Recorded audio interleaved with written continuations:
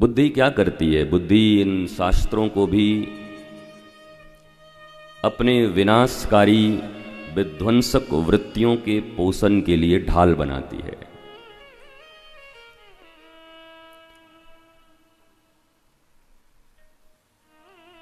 इसलिए अपात्र के मुख से तो शास्त्र भी श्रवण वर्जित है।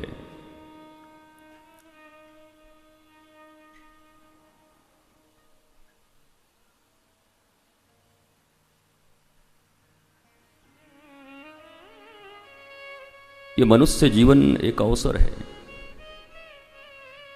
Just like a proposal.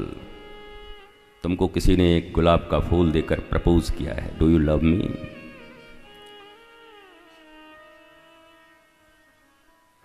अब ये तुम पर निर्भर है कि इस अवसर का लाभ तुम उठाते हो, इसे एक्सेप्ट करते हो या नहीं। क्योंकि यही मनुष्य की जिंदगी बहुतों के लिए दुभर हो गई है।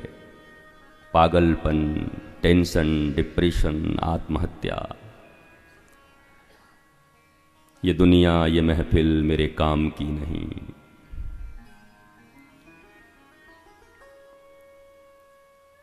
पर हमने तो सुना है ये बड़ा दुर्लभ शरीर है। मनुष्य का शरीर वो है जहां तुम आकर अपनी यात्रा को विश्राम दे सकते हो। बाकी सब योनियों में यात्रा विश्राम नहीं होगी, यात्रा करनी पड़ेगी। तुम बाध्य हो करने के लिए।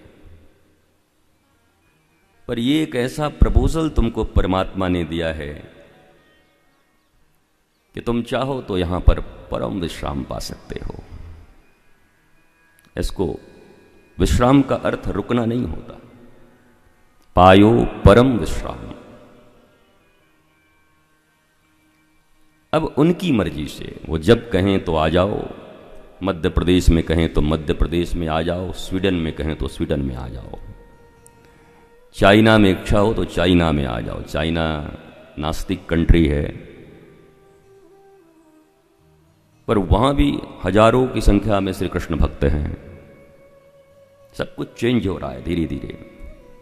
रशिया में तो लाखों हो गए, सड़कों पे उतरते हैं एवरीवेयर।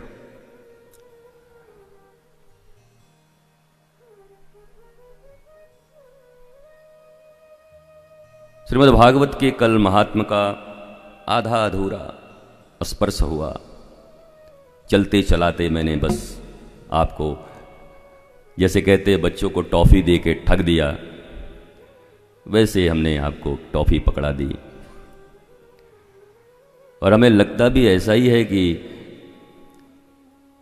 महत्व श्रीमद् भागवत का तो बाद में, पहले ये जो मनुष्य योनि का महत्व है उसे तो समझ लो। शरीर में आए हो।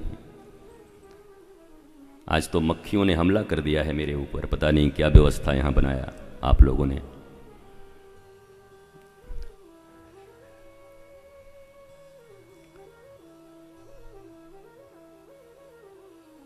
पर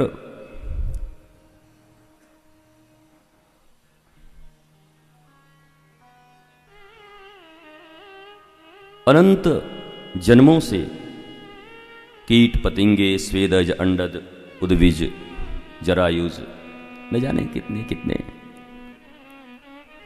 और फिर ये दुर्लभो मानुषो देही।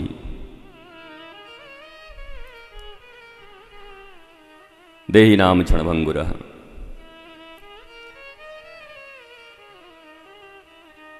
हमारी इच्छा है सातों दिन मनुष्य के दुर्लभता पर ही विचार किया जाए। मनुष्य के इस शरीर को जो दुर्लभ कहा गया उसी पर विचार किया जाए।